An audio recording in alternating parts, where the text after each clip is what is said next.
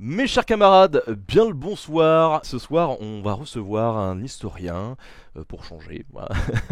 Christian Ingrao, spécialiste du nazisme et du front de l'Est. Bonsoir Christian, comment ça va? Bonsoir, ça va très bien. Ça va très bien. Écoute, qu'est-ce que tu as prévu de boire ce soir? Écoute, je pense que je vais boire un petit peu de thé. J'ai hésité avec un petit whisky, mais je pense que je vais essayer de rester sage. D'accord, bah écoute, va pour le thé. Je pense que c'est pas mal. Alors, on a préparé un petit chemin pour cette émission. On va rester ensemble pendant 2 heures environ. On a à peu près 1 heure et quart, 1 heure et demie de discussion entre tous les deux. Et puis après, on consacrera au moins une demi-heure aux questions du public. Il y en a déjà beaucoup qui ont été remontés sur Facebook et Twitter. A priori, ça vous intéresse quand même un petit peu, hein, ce sujet. Et autant vous dire que ça va être plutôt dense. On se faisait la réflexion avec Christian avant de commencer le live. Oui, en fait c'est un programme de conférence là qu'on s'est donné. Alors, pour commencer, mon cher Christian, peut-être avant de parler donc des nazis après la guerre, puisque c'était ça la thématique du soir, je pense qu'il faut recontextualiser un petit peu tout ça.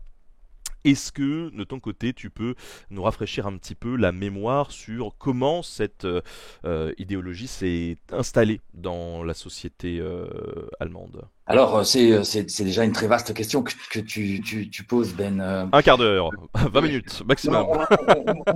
on va essayer de faire ça très vite. Il y a quelque chose qui est de l'ordre du mystère. Est-ce que on doit essayer de rechercher des causes profondes et faire comme par exemple les Américains au moment de la Seconde Guerre mondiale et qui pensaient que dès Luther il y avait Hitler en germe, ou est-ce qu'on doit revenir à des causes qui seraient plus de l'ordre du social, de l'économique, voire du mental? Et dans ce cas-là, on doit faire partie de notre réflexion de la fin du 19e siècle et du début du 20e siècle. L'Allemagne connaît à ce moment-là une industrialisation à marche forcée qui constitue une véritable épreuve pour sa société, avec des bouleversements qui font qu'on passe d'une société rurale à une société urbaine, une société agraire à une société industrielle, avec dans le même temps, si tu veux, une hausse démographique qui est extrêmement importante. Pour arriver à se repérer dans ce bouleversement, il y a un certain nombre de systèmes politiques et de systèmes de croyances qui se mettent en place. Et tout cela aboutit, si tu veux, à une Allemagne qui met en place un nationalisme qui est relativement représentatif de tous les nationalismes occidentaux, européens, avec cependant l'idée qu'il est possible que l'on puisse ramener l'ensemble des populations de culture allemande et germanophones dans un empire qui serait un empire d'une seule traite et d'une seule entité politique. Tout cela finit par aboutir à l'explosion de la Première Guerre mondiale qui va constituer véritablement l'accélérateur de tout ce qui est en train de se passer. Parce qu'il s'agit d'une expérience de mort de masse sans aucun précédent. Je le rappelle, c'est 1800 morts par jour pendant 4 années et demie. C'est un état d'exception tellement important qu'il y a une deuxième mortalité qui se met en place, non seulement cette mortalité de jeunes hommes qui fait que c'est un peu l'avenir qui meurt tous les jours dans la guerre, mais il y a aussi, si vous voulez, une deuxième mortalité qui montre bien la très grande subversivité de ce qui est en train de se passer, c'est une mortalité d'hommes plus âgés. Et en fait, la seule explication qu'ont trouvé les démographes, c'est que ce sont des hommes, des pères de famille qui meurent de chagrin d'avoir envoyé leur fils au champ de bataille.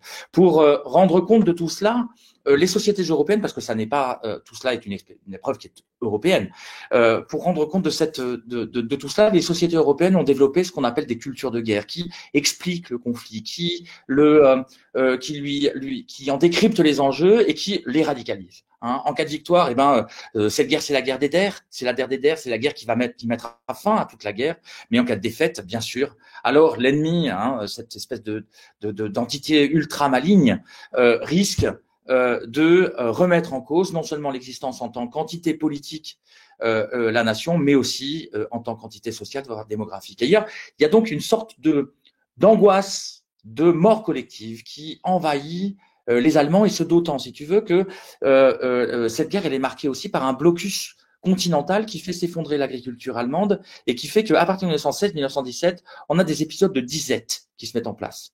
Et donc, imagine un petit peu, t'es père de famille, tu as un enfant de 6-7 ans, maintenant, quand ton petit, il a la rougeole ou la rubéole, ça se passe plutôt pas mal. Ils l'ont d'ailleurs pas parce qu'il y a un vaccin. Mais disons, dans les années 60, quand il y avait ça, on passait la rougeole, la rubéole, c'était 4 jours, c'était infernal, il y avait l'enfant avait de la fièvre, il maigrissait, on était très inquiets, etc., etc. Mais à la fin, il s'en sortait. En 1916, un enfant qui fait la rougeole ou la rubéole, il y a une chance sur 3 qu'il n'en sorte pas.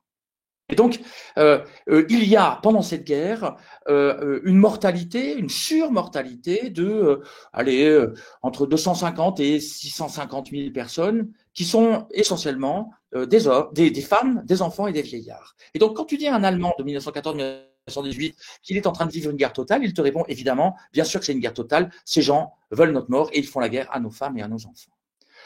En 1918, au moment où se met en place la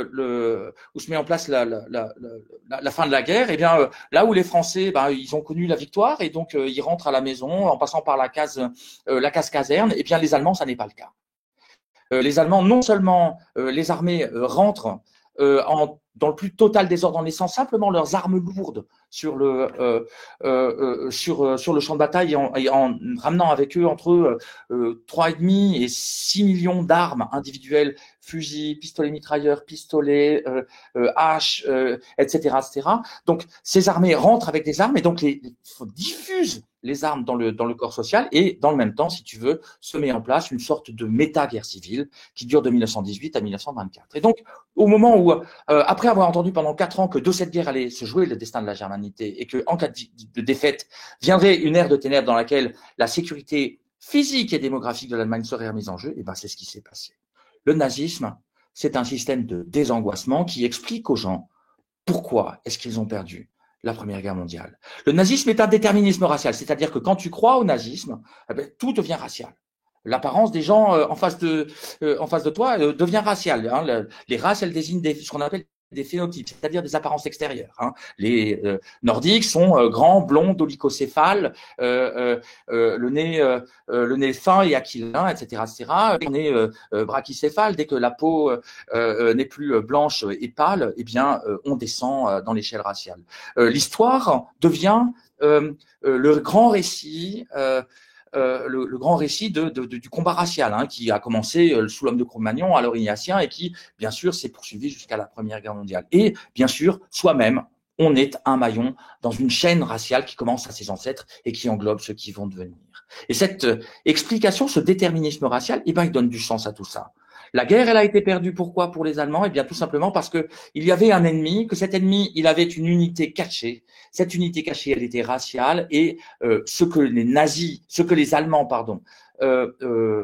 combattaient à ce moment-là, n'était pas seulement l'entente, n'était pas seulement des Britanniques, des Français et des Russes qui étaient alliés. Il y avait derrière ces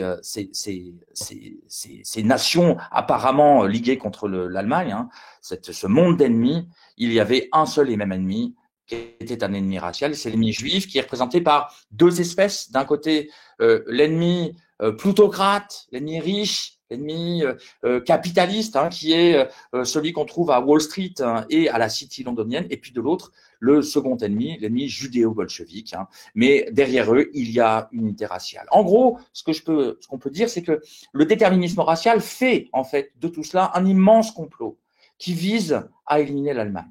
Mais si on prend le nazisme que comme ça, on comprend pas tout. Et on peut pas comprendre notamment pourquoi est-ce que c'est une idéologie aussi attractive. En effet, le nazisme, c'est pas simplement un déterminisme racial, c'est aussi un projet de refondation sociobiologique. Il y a quelque chose d'utopique derrière tout ça. Ce que ces gens expliquent, quand ils expliquent que le monde veut la perte de l'Allemagne, ils disent aussi, oui, mais nous, on va inverser cette malédiction germanique, on va créer une nouvelle société, et ça, c'est fondé sur 3 concepts. Le premier concept, c'est le concept de Lebensraum, espace vital. On a traduit ça, mais on pourrait traduire ça par biotope. Hein, c'est un concept qui vient des sciences de la vie et de la terre. Et donc, l'idée, c'est que chaque espèce a un espace défini, a besoin d'un espace défini pour se développer. Et l'espèce allemande, la race allemande, l'ethnie allemande n'a pas assez d'espace, et donc il faut qu'elle élargisse son Lebensraum. D'un autre côté, le nazisme se propose de mettre en place un projet de refondation socio-biologique de l'Allemagne. Une nouvelle société qui sera basée sur l'appartenance raciale et la qualité raciale des gens. C'est-à-dire que c'est pas ta naissance qui détermine ton destin, c'est ton patrimoine racial. Et les nazis disent même, si vous voulez, que ils sont une société qui sera inégale mais juste. Et troisième et dernier concept, c'est le Tausendjähriges Reich, le grand Reich millénaire. C'est le jour où les nazis auront réussi à conquérir un espace et à mettre en place une nouvelle société, alors ça aura été une telle révolution qu'il faudra 1000 années pour qu'elle se mette réellement en place. Et voilà, c'est cette capacité du nazisme à transformer l'angoisse de la mort de masse en l'attente d'une espèce d'utopie politique qui constitue la très grande attractivité que le nazisme a pu exercer sur à peu près toutes les classes de la société, un peu moins les ouvriers que les autres, mais les paysans et puis évidemment les classes moyennes et les élites. Et donc, ce que l'on observe, c'est qu'entre 1918 et 1933, eh bien, le nazisme essaye d'abord de prendre le pouvoir par le putsch, hein, et puis bah, ça de 1924, et puis ça se termine très mal parce que ces gens savent pas faire, tout simplement. Hein. Il y a un amateurisme dans ce putsch qui est assez, qui est au fond assez drôle. Enfin, il menace des gens avec un flingue, et puis il les laisse partir juste derrière. Qu'est-ce qu'ils font les gens? Ben, ils appellent la police, et puis tout se passe mal. Mais à partir de 1925, 1926, au moment où le nazisme, le NSDAP recommence à avoir pignon sur rue, ils décident qu'ils vont tuer la démocratie avec ses propres armes. Et après la crise de 1929, eh ben, ça marche. C'est-à-dire que les nazis disent, bah, écoutez, vous pensez qu'on a tout essayé contre la crise? Non, on n'a pas tout essayé. Essayez-nous, nous. Et à partir de là, les victoires électorales sont foudroyantes. Hein. Entre 1928, le parti doit être, en 1928, le parti doit être à 2,32% des voix. En 1932, ils en sont à 38-39%. Multiplication par 18 en 4 ans. Et donc, c'est juste monstrueux. Et donc, à partir de ce moment-là, la droite classique se dit, bon, ces gens sont des blaireaux, ils ont bien montré ce qu'ils étaient, ils ont la SA qui met le désordre dans la rue, mais ils sont incapables de gouverner. On va les prendre avec nous, on va les manipuler, on va les cornériser, exactement, et comme ça, on va pouvoir continuer à gouverner comme si de rien n'était. Et ils font ça le 30 janvier 1933. Ils nomment Hitler comme chancelier, mais à partir de ce moment-là, c'est l'escalade révolutionnaire. Et en un an et demi, les nazis prennent l'ensemble des pouvoirs. Et ensuite, il va y avoir une sorte d'escalade, de montée en tension progressive jusqu'à 39, où on va remilitariser le pays et le préparer finalement à cette expansion pour pouvoir s'épanouir en tant qu'ethnie. Oui, alors ce qui se passe, c'est que il y a une espèce de première phase de 1933 à juin 1934 qui est une phase totalement révolutionnaire où il y a un événement par jour et chacun des événements va toujours dans le même sens, c'est-à-dire la société a de moins en moins de moyens d'expression, les forces de la société civile sont neutralisées les unes après les autres, et puis à partir de juin 1934, tu as une sorte de plateau de tranquillité qui se met en place, avec bien sûr des mesures qui se mettent en place, qui consistent à exclure les juifs, les sociodémocrates, puis à faire la même chose avec la délinquance, etc., etc. Mais au fond, après juin 1934, il y a quelque chose qui est de l'ordre d'une sorte d'apparence de normalité qui se met en place et qui n'est troublé en fait que d'une part par les quelques campagnes de boycott des magasins juifs qui se mettent en place en 1934-1935 et surtout par les pogroms qui éclatent en novembre 1938 contre les juifs. Pour le reste, il y a une sorte de normalité qui s'est installée, qui est basée sur le pseudo-miracle économique nazi, qui fait que après 1934, le chômage se résorbe extrêmement rapidement, que assez rapidement, eh bien, il y a la vie politique se met à ronronner avec cette espèce d'univocité nazie, et puis le fait que le calme revient dans les rues. Après les espèces d'années de pseudo-guerre civile qu'avait connue l'Allemagne de 1932 à 1934. En gros, ce qu'on peut dire, c'est que le calme règne, les trains arrivent à l'heure et que la société se met en place sur un semblant de normalité. Au plan extérieur maintenant, à partir de 1935, les nazis mettent en place de façon à la fois opportuniste et méthodique tout un ensemble de choses pour éliminer les unes après les autres les conséquences du traité de Versailles et du règlement de la paix de 1914-1918, et ils mettent en place en même temps un modèle d'économie qui est fondé sur des choix qui ont pour corollaire, de vouloir l'autarcie, c'est-à-dire l'autonomie économique et l'isolationnisme allemand, et de l'autre, une priorité donnée de façon fondamentale au réarmement, ce qui se passe de façon relativement importante à partir de 1937-1938. Alors, on va pas refaire toute la Seconde Guerre mondiale, ça nous prendrait beaucoup de temps, et c'est pas le sujet du jour. Quoi qu'il en soit, peut-être qu'on peut revenir un petit peu sur l'occupation pendant la Seconde Guerre mondiale, et d'ailleurs, quel est le point de vue des Allemands sur l'occupation des terres étrangères, on va dire, pendant la Seconde Guerre mondiale? Et est-ce que cette occupation, elle a été deux questions en une. Est-ce que cette occupation, elle a été la même en Europe de l'Ouest et sur le front de l'Est? Puisque là, c'est ta spécialité, le front de l'Est. On s'imagine que ça peut être légèrement différent. Oui, c'est extrêmement différent. Il y a d'abord, tout ça commence, enfin, tout ça est une sorte de crescendo. Hein. Tout ça commence par, en 1938, l'Anschluss, c'est-à-dire là, appelons ça une sorte de réunification, hein, qui s'opère entre l'Allemagne des frontières de 1937, hein, l'Allemagne du traité de Versailles, et l'Autriche germanophone qui a résulté des traités de la banlieue parisienne.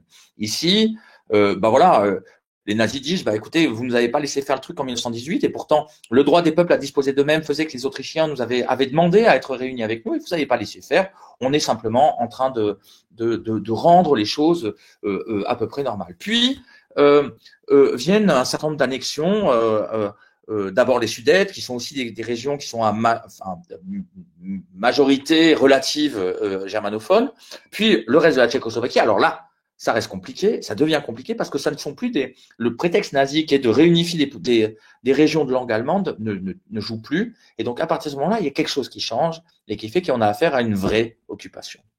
La deuxième vraie occupation, c'est évidemment la Pologne. Et là, la Pologne, c'est quelque chose de très compliqué parce qu'il y a à la fois des régions qui sont à majorité à minorité germanophone, et donc les nazis disent on va les annexer. Et puis, il y a plein d'autres régions qui vont être rassemblées dans un truc qu'on appelle le gouvernement général. Et là, les nazis disent, écoutez, ça sera notre Far East, comme il existe un Far West pour les Américains. Ce sera notre Far East. C'est une terre qui sera à la fois une terre de colonisation et dans laquelle les gens se conduisent comme dans le Far West, c'est-à-dire pensent que leur appartenance nationale et raciale, leur germanité, si tu veux, leur donne tous les droits. Et donc, commence à se mettre en place ici un modèle qui est un modèle frontalier colonial, appelons ça comme ça, tu vois, mais avec une colonisation qui c'est pas la même colonisation qu'en Inde ou en Afrique pour les autres occidentaux, c'est une colonisation comme il y avait des colons aux États-Unis. Et comme il a pu y avoir des colons allemands au XVIIe siècle, au XVIIIe siècle, dans l'Empire russe. Et donc, il y a une société coloniale qui se met en place avec une vraie supériorité représentée des pseudo-colons allemands contre les populations autochtones. Ce phénomène-là, tu ne le retrouves jamais à l'ouest. Il y a effectivement des tentatives réussies d'annexion de territoires à l'ouest, l'Alsace, la Moselle, avec des expulsions de population définies comme halogènes, mais malgré tout, c'est sans commune mesure. C'est les niveaux de violence qui sont mobilisés par les nazis à l'est sont sans commune mesure avec ce que va pouvoir connaître la Belgique, la France ou les Pays-Bas. Et du coup, sur le territoire allemand, quelle est la réaction des civils vis-à-vis de tout ça? Les civils au départ, alors d'abord c'est très compliqué de le savoir. Ça c'est une première chose, parce que c'est le régime nazi est un des régimes les plus coercitifs qui soit, et donc t'as vraiment pas intérêt à dire ouais, écoute, je trouve pas ça très Charlie d'envahir la Pologne. Et tu finis assez rapidement non pas dans un camp de concentration, mais d'abord dans un commissariat où tu prends des gifles et ça t'apprend la vie. Donc c'est très difficile de savoir comment s'agence l'opinion nazie. Ça a été un champ de recherche pendant très longtemps pour les historiens du nazisme, et notamment quelqu'un comme Yann Kershaw a beaucoup travaillé là-dessus. Et on peut le faire avec deux sources. Il y a d'une part des rapports d'opinion qui sont mis en place par les services de renseignement intérieurs de l'ASS, s'appelle le SD. Et en second lieu, le Parti social-démocrate allemand, tu sais, donc les socialistes, ont laissé, quand les nazis ont pris au pouvoir, des réseaux clandestins qui essayent de rendre le même type de rapport. Et c'est avec ces rapports-là qu'on peut essayer de comprendre ce qui se passe. Et on s'aperçoit que jusqu'en 1940, on a une population allemande qui est quand même malgré tout extrêmement attentiste, qui a pas très envie de faire la guerre. Et qui grogne à chaque fois qu'une guerre est enclenchée ou une phase de conquête est enclenchée et qui montre des signes d'appréciation quand cette guerre est gagnée, mais sans que ça atteigne quelque chose qui est de l'ordre de l'euphorie. L'euphorie arrive à l'été 1940.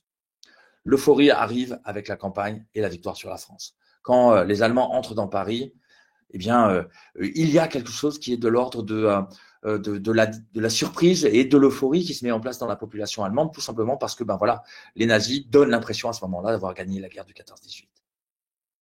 Et à ce moment-là, ils se disent, ben voilà, nous avons effacé la guerre et les choses commenceront. Et puis, bien ensuite, en juin 1941, l'invasion de l'URSS, qui est relativement mal vue, mais qui devient très très vite une guerre dans laquelle les mécanismes de mobilisation idéologique jouent à plein et transcendent l'appartenance partisane. C'est-à-dire que en 1943 ou en 1944, que tu sois un ex-allemand de gauche ou un national-socialiste convaincu, tu penses que la guerre qui est en train de se mener là-bas est une guerre totale et que dans cette guerre se joue le destin de l'Allemagne. Ce qui n'est pas tout à fait faux.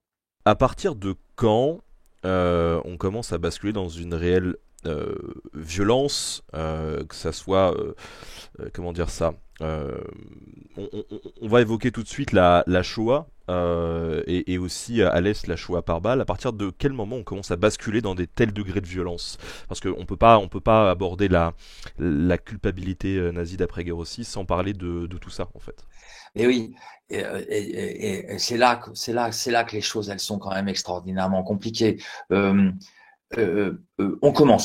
violence commence à apparaître évidemment avec la guerre. C'est-à-dire le 1er septembre 1939, il y a quelque chose qui bascule. Du 1er septembre au 6 octobre, au 15 octobre 1939, tu as un premier épisode guerrier, une première bataille dans laquelle se joue un certain nombre de décès. Donc la société allemande est touchée de plein fouet par la guerre, mais la plus grande partie de la violence, elle l'exporte. C'est-à-dire que c'est en Pologne que vont être tués plusieurs centaines de milliers de Polonais, qu'il y a entre 12 et 15 000 civils polonais qui sont tués par ces groupes de sécurité qu'on appelle les Einsatzgruppen. C'est ailleurs, hors du territoire allemand, que tout ça se met en place. Bien sûr, cette première campagne, qui est une campagne qui est déjà violente, est sans commune mesure avec ce qui se passe à partir du 22 juin 1941, où là, véritablement, il y a une politique de la violence qui fait que là où les Einsatzgruppen ont tué quelque chose comme 15 000 personnes en 6 semaines, les Einsatzgruppen du RSS vont tuer 450 000 personnes en 6 mois. Donc on est sur des décuplements qui montrent que c'est sans commune mesure. Alors, mais la question est de savoir qui est touché par cela. Toute la violence nazie est une violence qui est dirigée vers l'extérieur. Jusqu'en 1944, elle est essentiellement dirigée vers l'extérieur, c'est-à-dire vers les populations qui sont racialement identifiées comme racialement non souhaitables. Les Juifs, les sociétés rurales russes et polonaises, etc., etc. Et donc, on s'aperçoit qu'on a un crescendo de violence qui se met en place et qui connaît des sauts de cliquet de façon extrêmement importante. Le 22 juin 1941 est une date qui est ici extrêmement importante parce que d'une part, les nazis mettent d'abord en place une agression tous azimuts contre les civils de la frange occidentale de l'Union soviétique, juifs en premier lieu, mais pas seulement.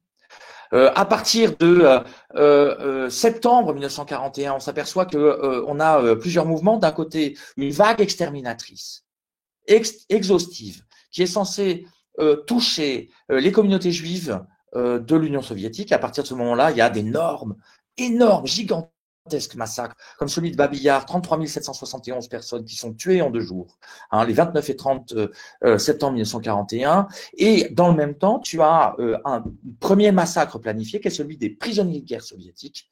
Hein, je rappelle que entre l'été 1941 et, on va dire, février-mars 1942, ce sont 2 500 000 prisonniers de guerre soviétiques qui sont condamnés à mourir de faim dans les enclos allemands. Et donc, si tu veux, il y a une espèce de, je pense que la bonne métaphore pour essayer de le montrer, c'est la masse critique atomique. Hein. Ça fonctionne comme une bombe atomique, et on a une espèce de crescendo de violence qui est comme ça, qui devient absolument incontrôlé, et qui fait que les nazis tuent de plus en plus à partir de ce deuxième semestre 1941. Mais et comment tu expliques que ces hommes-là, les soldats allemands, acceptent cette violence et puissent céder de plus en plus à cette violence? Alors, la première chose qu'il faut bien comprendre, je pense, c'est que il y a pas encore de consensus sur ces questions-là. C'est-à-dire que les historiens sont pas toujours d'accord sur toutes ces questions. D'une part, parce que les sources qui nous permettent de le travailler sont des sources qui sont très différentes. On a d'un côté des sources étatiques, hein, avec même si on travaille à 90 à 95% de pertes quand on est sur des sources nazies, hein, il faut pas se mettre de peau de saucisson sur les yeux. Mais on a d'un côté ces sources-là qui nous donnent une vision assez rationnelle de tout ça, qui nous montrent, par exemple, les politiques de lutte contre les partisans comme des politiques de prédation des biens et des hommes en Biélorussie. Et donc, tu t'aperçois qu'à ce moment-là, à partir de janvier 1942, d'un côté, les nazis annihilent des dizaines et des centaines de villages pour priver les partisans des pseudo-partisans, parce qu'il n'y en a pas beaucoup à cette époque-là, mais pour priver les partisans de bases de ravitaillement. Et dans le même temps, rationnellement, ils prennent ce qu'ils peuvent prendre pour pouvoir nourrir leur propre effort de guerre. Il n'en reste pas moins que ça, c'est une vision que nous donnent les archives allemandes. Mais quand on regarde les archives judiciaires, et qui cette fois-ci sont celles qui sont faites avec des soldats qui ont été rattrapés ou des témoins et des victimes russes, eh ben, c'est 620. Donc, à chaque fois, ce qu'on voit, c'est des villages dans lesquels on met les habitants dans des granges et on les brûle. Et donc, tu vois bien, c'est compliqué de voir tout ça, parce que quand on regarde les discours des gens, on a l'impression que on a affaire au fond à un peuple qui a mis en place une guerre impérialiste, mais qui au fond, à partir d'un certain moment, ne fait que se défendre. Et puis, à partir d'un autre moment, eh ben, on s'aperçoit qu'il y a des centaines de milliers de gens qui ont participé à ces massacres, et que si on peut pas parler de Tätervolk, c'est-à-dire de peuple de criminels, il n'en reste pas moins que l'implication des forces allemandes, c'est-à-dire de centaines de milliers d'hommes entre 20 et 50 ans, est extrêmement importante. À partir du moment où on a posé des questions dans cet ordre-là, eh ben, il faut qu'on cherche les facteurs qui font qu'on mobilise les gens. Et qui font que, tu vois, Christopher Browning, il l'a bien montré, tu vois, les hommes de ce 101e bataillon qu'il a étudié sont, c'est des gens de mon, tu vois, d'à peu près de mon âge, 40, 50 ans, donc qui ont été syndicalistes, qui sont des dockers, donc qui ont une socialisation plutôt à gauche, sociodémocrate ou communiste, et qui se retrouvent à éliminer d'une balle dans la tête des juifs. Comment est-ce qu'on explique que tout ça ne soit pas uniquement de l'ordre du politique, mais de l'ordre de l'existentiel? Eh bien, c'est ce que on essaye de faire en mettant en place une histoire sociale et culturelle de ces bourreaux, et en essayant de montrer que, ben voilà, les questions de racisme et d'antisémitisme, elles transcendent l'appartenance politique, et elles ne sont pas liées simplement à des questions d'endoctrinement. Les gens sont actifs dans les processus, s'approprient l'air du temps, les idées, les angoisses, les émotions, et même si ils sont aussi soumis à des systèmes de contraintes qui sont parmi les plus importants au monde, eh bien, ils consentent dans une certaine mesure à tout cela. Quand tu nous parles de cette violence, comment est-ce que ces soldats qui sont retournés à la vie civile après la guerre ont pu l'assumer, tout ça? Comment est-ce qu'ils ont pu vivre avec? Comment est-ce qu'ils ont pu l'expliquer éventuellement à leurs enfants? Est-ce qu'ils l'assumaient toujours? Est-ce qu'ils se sont rendus compte collectivement de ce qu'ils avaient fait? Comment individuellement on peut se reconstruire aussi après ça? C'est beaucoup de questions. C'est beaucoup de questions et c'est des questions qui sont, c'est des questions qui ont une résonance tellement forte, tu vois, à l'heure actuelle, parce que les questions que tu viens de poser, on peut les poser à l'Amérique des années 2000.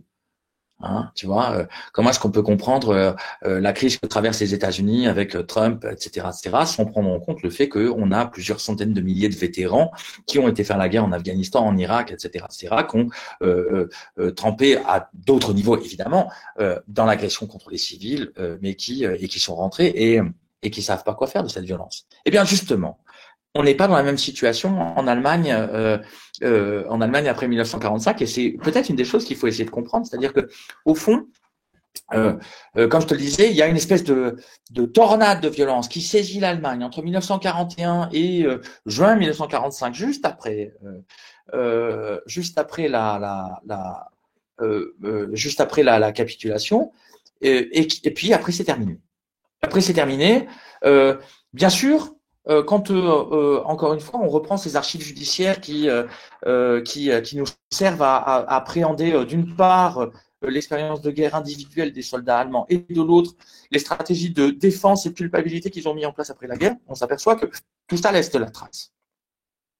Que ces traces, elles apparaissent parfois au grand jour, mais très souvent de façon souterraine.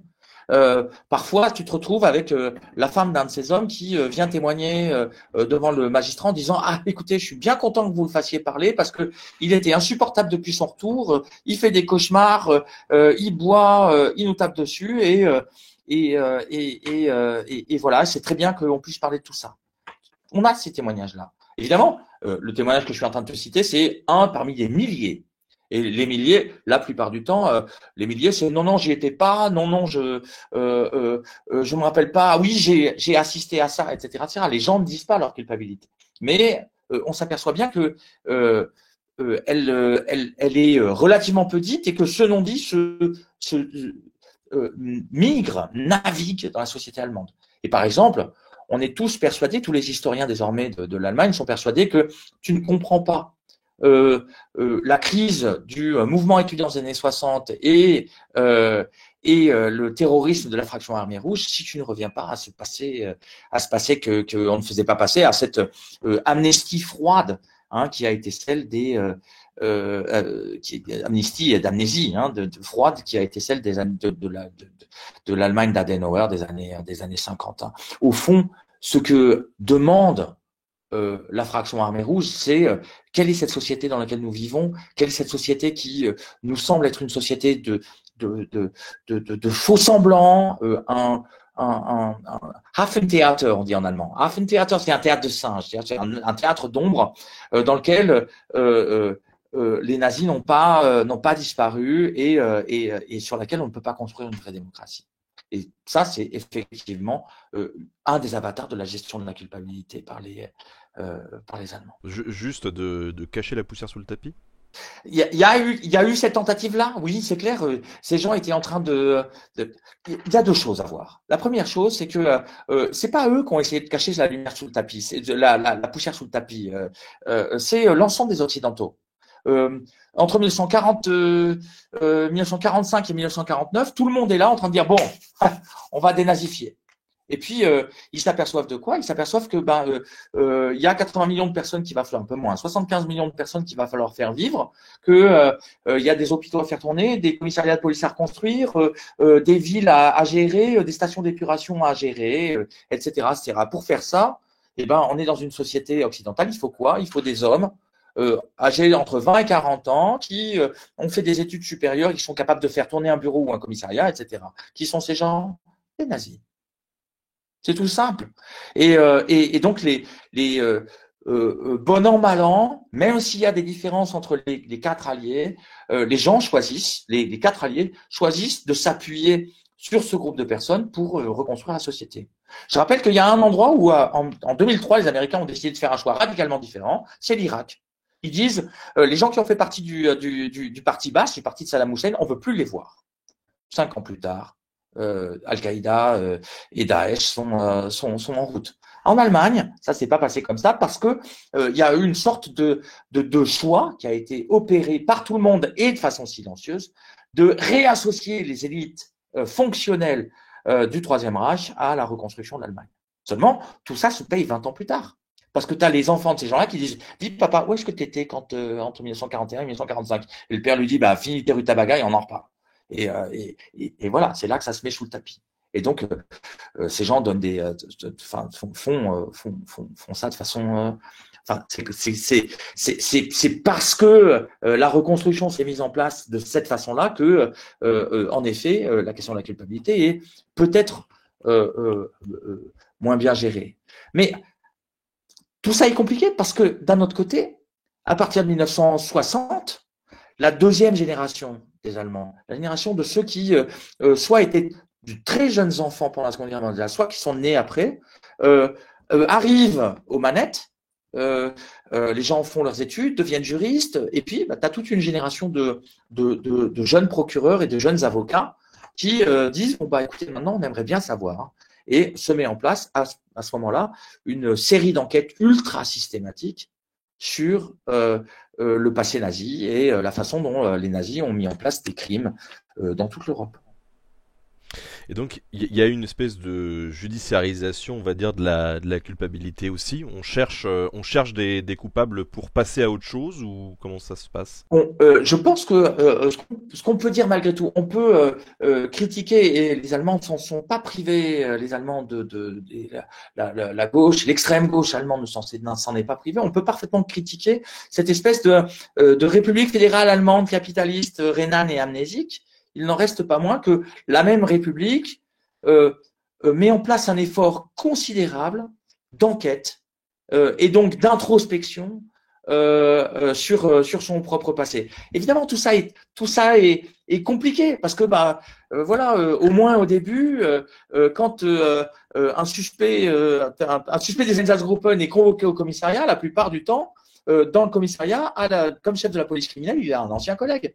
Et donc, souvent, il a été prévenu avant et il a préparé les questions, au moins pour le premier interrogatoire. Bien sûr que tout ça est un peu compliqué. Il n'en reste pas moins que il y a à Ludwigsburg, dans une des annexes des archives fédérales allemandes, il y a des dizaines de millions de pages d'interrogatoires d'anciens nazis pour essayer de mettre en place des enquêtes systématiques sur les crimes qui ont été commis pendant les années de 1939, 1933, 1945. Des enquêtes qui ont quand même pour finalité d'établir une culpabilité et de pouvoir condamner, ou… Des enquêtes qui ont pour finalité de pouvoir établir des culpabilités et de condamner, mais avec quand même malgré tout un twist, qui rend les choses pratiquement impossibles. Les Allemands, la République fédérale allemande, essayent de mettre en place un raisonnement juridique qui condamne les choses à l'impossible. Ils se disent la règle fondamentale de l'institution judiciaire est la non rétroactivité des peines. Ce qui veut dire que pour enquêter et incriminer et condamner les crimes qui ont été commis par les nationaux socialistes, il faut se servir du code pénal de 1937. Donc, pas de crime de guerre, pas de crime contre l'humanité, juste deux incriminations possibles, le meurtre et la complicité de meurtre. Et donc, tu te retrouves… Donc, ça, c'est une première chose. Et ensuite, pour avoir un meurtre dans le droit de 37, il faut un lieu, une date, une identité de victime et un témoin. Et donc là, tu te retrouves avec l'exemple de Erich Erlinger, tu vois, chef de la Gestapo et du SD à Kiev. Le mec, il a 100 000 personnes au compteur. 100 000. Et tu peux prouver aucune culpabilité. Aucune. Parce qu'on a même des témoignages, tu vois, cet homme est un des intellectuels SS sur lesquels j'ai travaillé, et on a des témoignages qui le montrent, vrai revolver à la main, en train de tuer des gens. Mais la plupart du temps, le témoignage ne dit pas la date, ou dit pas le lieu, et puis de toute façon, n'a pas l'identité de la victime. Et donc, le crime ne peut pas être prouvé et pas être constitué. Et donc, tu vois, c'est ça qui C'est cette espèce de volonté d'irréprochabilité juridique et judiciaire qui explique que toute une partie des choses soit restée complètement complètement non pas impunies, pas tout à fait. Mais il faut sortir du raisonnement du raisonnement dans lequel la seule punition est la punition judiciaire. Une société qui a infligé à toute une partie de ses élites le fait d'être emmerdé tout le long de sa vie, d'être convoqué au commissariat, de devoir répondre à des questions, d'avoir peur que de devoir passer dans les tribunaux, qui a gâché la vie. Gâcher la vie, c'est pas grand-chose par rapport à ce que ces gens avaient fait, on est bien d'accord. Mais elle a au moins, ils ont essayé pendant et il y a encore à l'heure actuelle, pendant toute cette période, il y a encore à l'heure actuelle plusieurs dizaines, pas beaucoup, hein, mais plusieurs dizaines de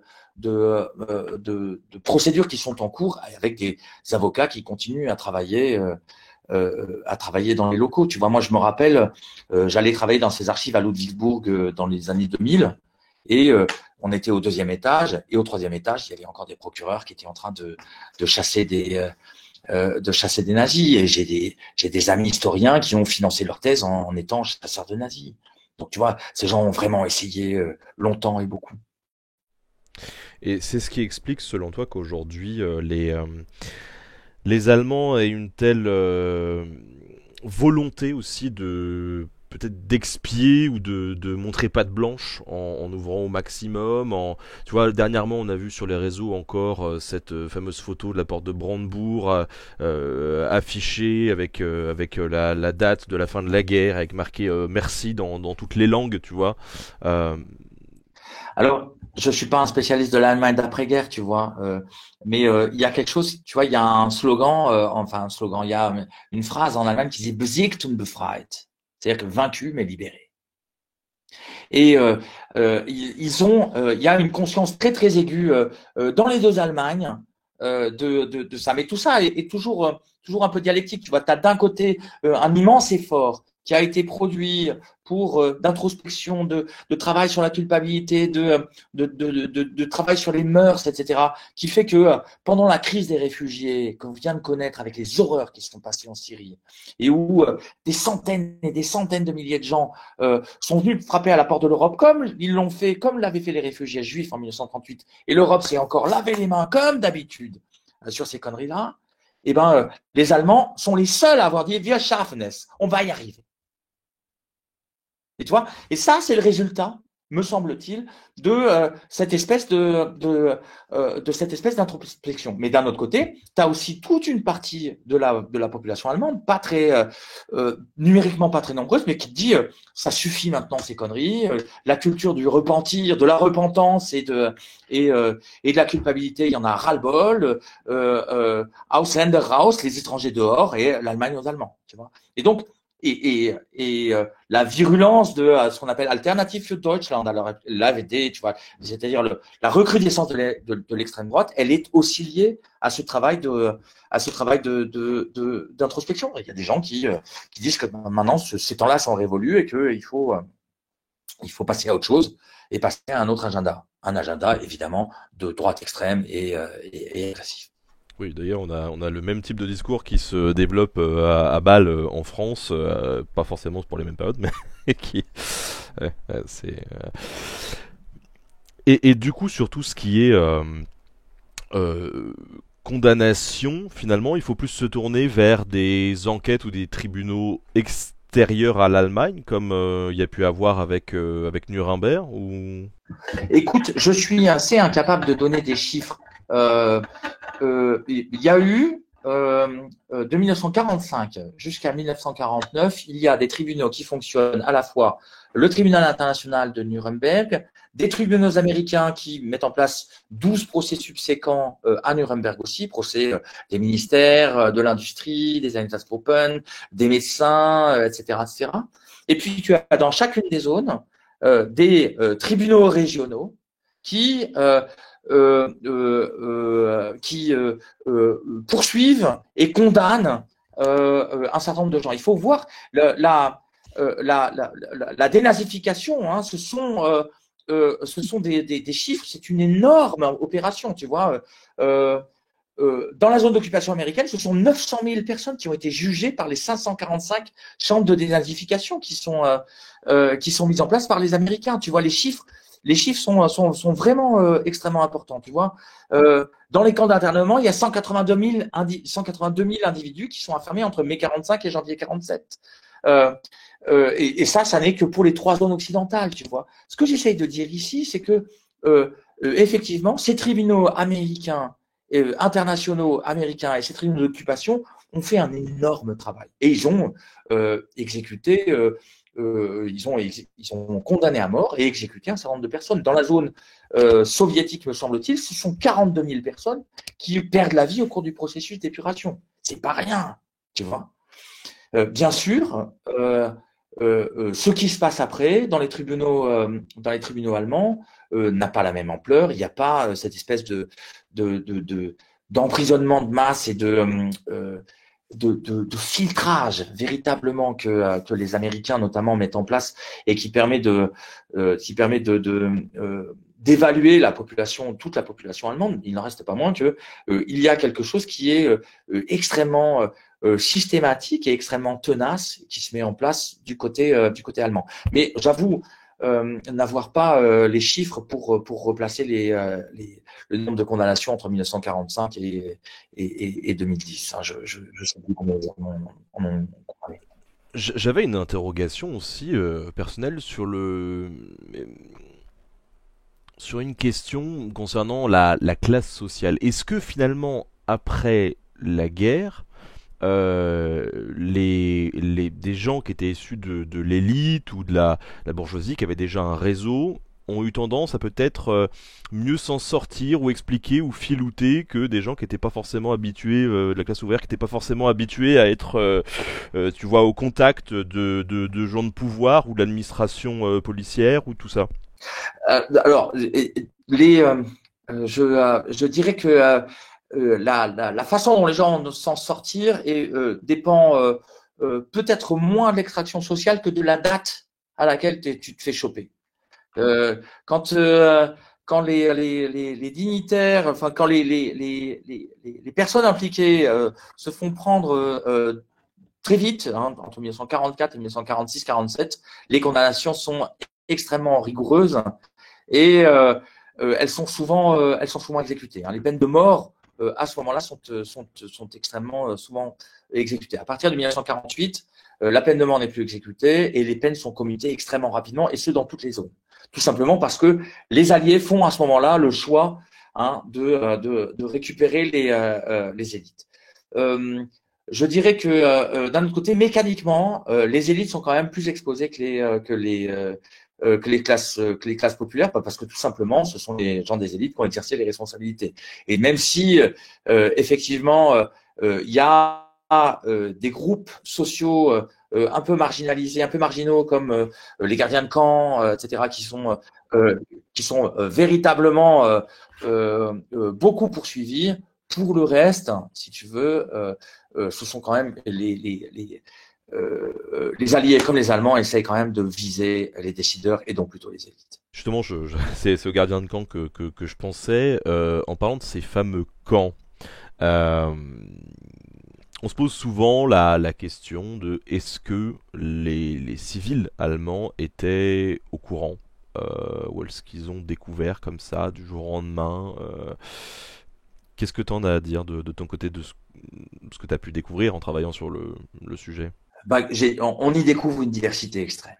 On y découvre d'un côté que les Allemands sont habitués depuis 1934 à ce qu'il y ait dans leur horizon des espaces de détention dont ils savent que ces espaces de détention échappent à la normalité judiciaire.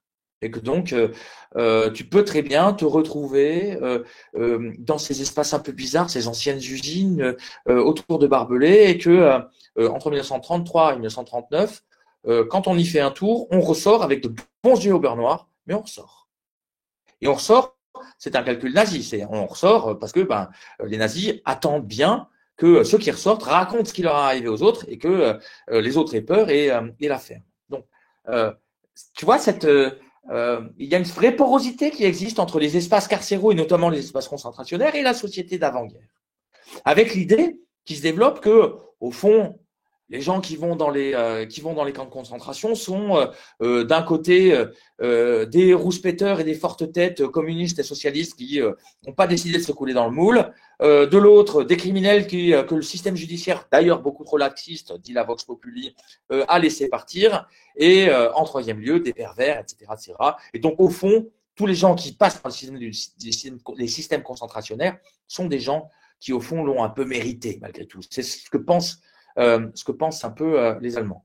Après 1939, les camps de concentration se remplissent d'autres populations, notamment de populations étrangères. Et à partir de ce moment-là, les Allemands vont faire l'expérience, si tu veux, de la domination socio-raciale. Et donc, parce que les gens des camps de concentration sont envoyés à l'extérieur pour travailler et deviennent, si tu veux, une sorte de lumpenprolétariat, de prolétariat marginalisé, qui pour les Allemands,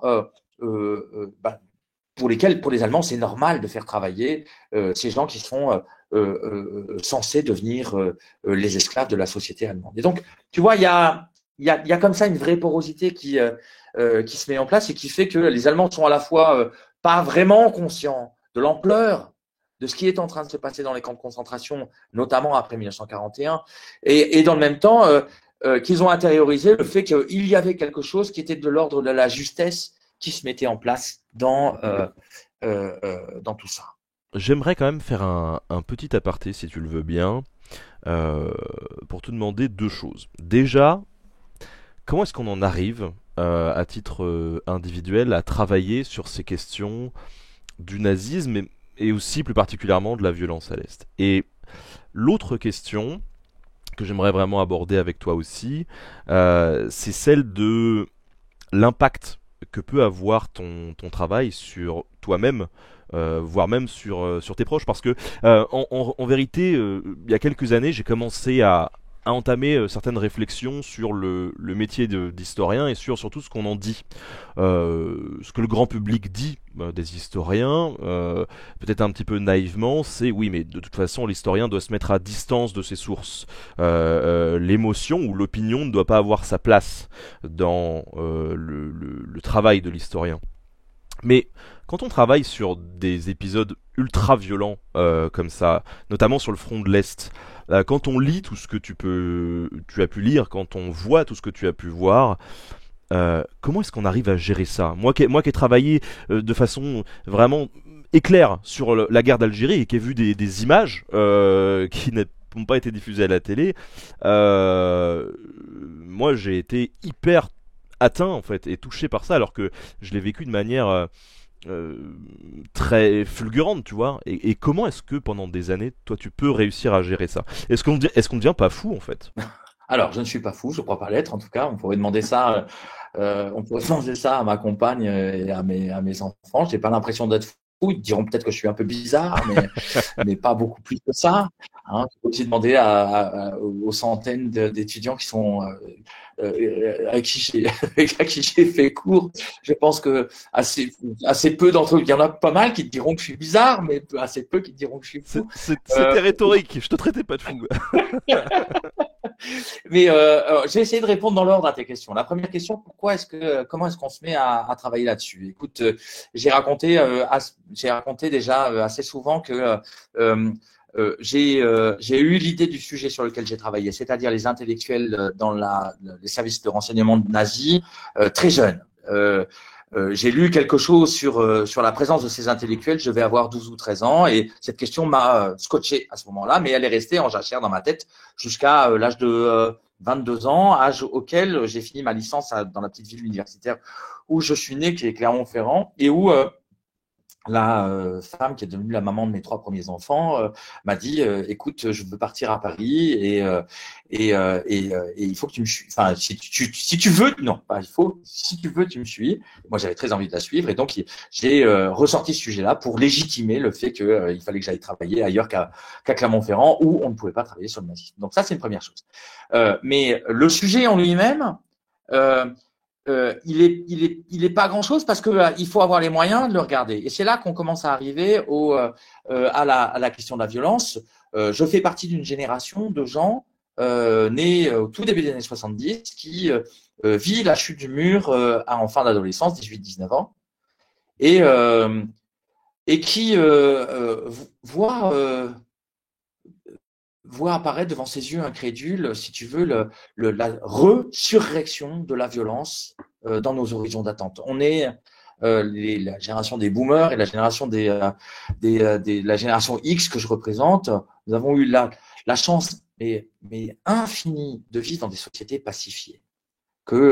On peut dire ce qu'on veut de l'Union européenne. L'Union européenne nous a apporté pratiquement 50 années de paix. À part que cette paix, à partir de 1992-93, elle est mise à mal par l'explosion de violence qu'a constitué la guerre en Yougoslavie. Et la guerre en Yougoslavie, elle a pour moi une résonance, elle a pour tous les chercheurs en sciences humaines et sociales de ma génération une résonance particulière, mais pour moi une résonance plus importante encore parce que, voilà, j'étais très engagé à gauche à ce moment-là, enfin très engagé à gauche à ce moment-là, et pour moi la Yougoslavie c'était un des avenirs possibles de nos systèmes sociaux parce que on y vivait en paix, qu'il y avait l'autogestion dans les entreprises, qu'il y était développé quelque chose qui était de l'ordre d'un socialisme à visage humain et que il y avait quelque chose qui était de l'ordre de la concorde et de l'avenir qui s'y mettait en place. Et donc, quand tout ça a explosé, j'ai rien vu venir, rien vu venir, parce qu'alors que j'avais des amis yougoslaves et notamment des amis serbes et que comme un idiot, si tu veux, je me suis retrouvé complètement aveugle face à ce truc-là. Donc pour moi, ça a deux conséquences. Un, quand j'ai commencé à travailler sur ces questions-là, sur les questions de violence, j'avais été saisi comme génération par l'explosion et la facilité de la rediffusion de la violence dans un corps social. Deux, au plan personnel et éthique, si tu veux, j'avais déjà énormément lu sur le nazisme, etc., etc. Et donc, dès le début de ma démarche d'historien, il a été hors de question de me dire que j'allais travailler sur le génocide des Juifs et sur le nazisme en essayant d'éviter le prochain génocide. Il m'était arrivé devant mes yeux, j'avais rien vu, et même au début, je me pensais pro-yougoslave et en fait, je faisais le jeu des Serbes. Donc, si tu veux, s'être autant trompé à l'origine de ma démarche, ça m'a d'une part permis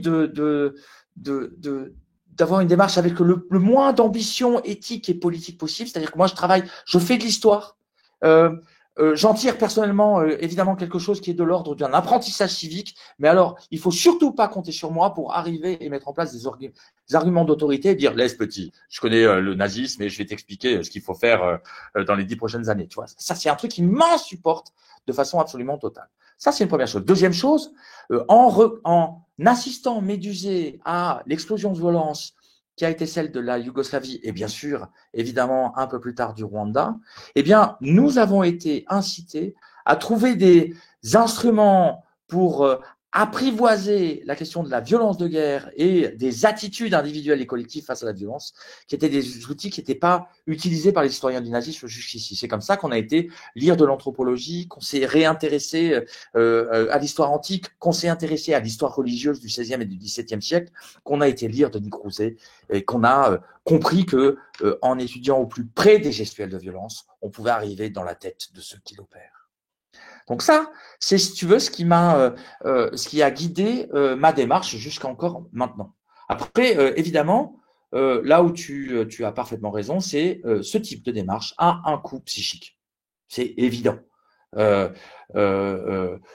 Tous les historiens et toutes les historiennes que je connais et qui travaillent sur ces sujets-là, on est quelques-uns, mais on se connaît quand même un peu tous, payent un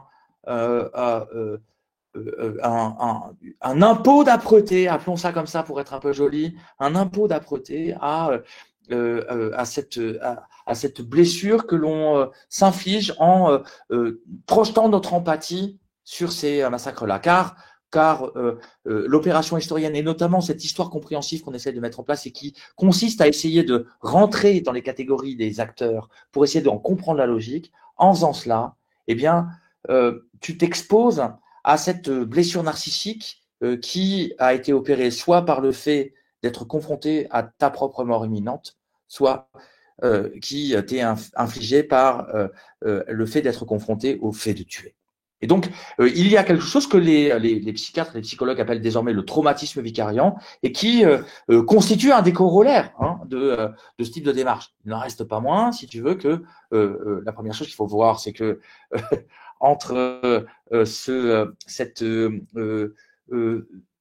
ombre traumatique qui constitue le corollaire de ce qu'on est en train de faire et l'expérience véritable, il y a un monde qui fait que malgré tout, nous ne sommes pas, nous sommes la plupart du temps pas atteints par des blessures psychiques fondamentales. Et deuxième chose, nous sommes tous consentants à faire ça. C'est-à-dire que pour rien au monde, je n'échangerai ma place avec une autre.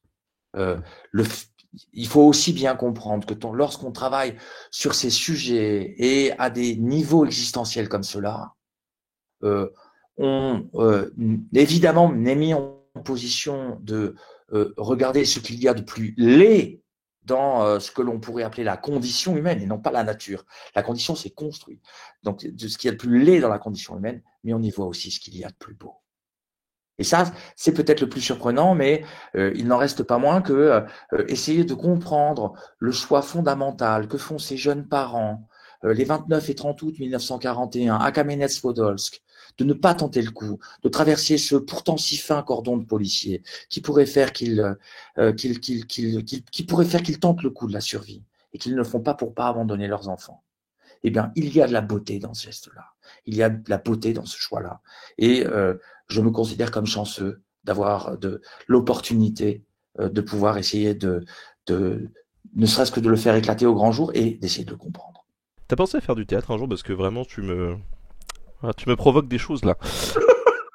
Je propose de passer aux questions parce qu'on a beaucoup de questions, comme je disais tout à l'heure. Ça fait déjà 1 heure qu'on est ensemble et en vrai, je pourrais t'écouter longtemps. Donc, première question de Avec la main gauche sur Twitter qui dit: quand j'étais en RDA entre 79 et 88, j'étais surprise de la façon dont la culpabilité était évacuée. Les nazis étaient tous de la RFA et en RDA, il y avait que des anti-nazis. Est-ce que tu partages cette impression-là, toi aussi?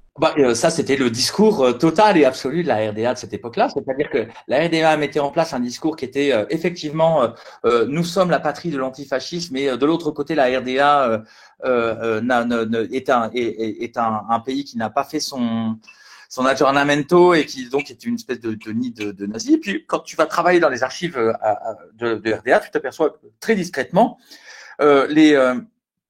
la Stasi, la police politique nazie, faisait la chasse aux quelques nazis qu'elle arrivait à trouver et que jusqu'en 1985, elle condamne à mort et exécute des anciens nazis. Et donc, malgré tout, les Est-Allemands étaient parfaitement conscients du fait qu'en leur sein, il restait aussi malgré tout des nazis, mais la plupart du temps, ils les exonéraient en disant qu'il y avait quelque chose qui était de l'ordre de la contrainte à l'adhésion, ou alors ils les pourchassaient et sans aucune pitié les condamnaient à de très très lourdes peines, notamment jusqu'en 1986 à la peine de mort avec exécution. Ouais, c'est tard. Moi, je suis né en 88. C'est Oui. tard. On a Paul the Polo qui nous demande si pendant la guerre on a des sources nous parlant de soldats allemands qui auraient refusé de participer à certains actes. C'est une très très bonne question. On a alors la première chose qu'il faut dire, c'est que il y a quelque chose comme 20 000 ou 30 000, peut-être entre 20 et 30 000 soldats qui ont été exécutés par les institutions judiciaires militaires de la Wehrmacht pour refus d'obéissance ou pour désertion, etc., etc. Il n'en reste pas moins que dans aucun des cas qui a été relevé par les historiens, il s'agissait du refus d'exactions contre des civils ou d'exactions génocidaires. Ce dont on s'aperçoit quand on travaille par contre sur ces exactions civiles et génocidaires, c'est que les refus peuvent exister. Tel soldat ou tel membre d'une Einsatzgruppe peut dire aujourd'hui « je ne veux pas tuer d'enfants ». Mais il n'est pas en train de nous dire qu'il ne veut pas tuer d'enfants en général. Il est en train de dire « aujourd'hui je ne le fais pas ». Ou alors, quand il le dit en général « je ne veux pas tuer d'enfants », ce qui est sous-entendu, c'est que les femmes et les hommes, il est d'accord, les adultes, il est d'accord.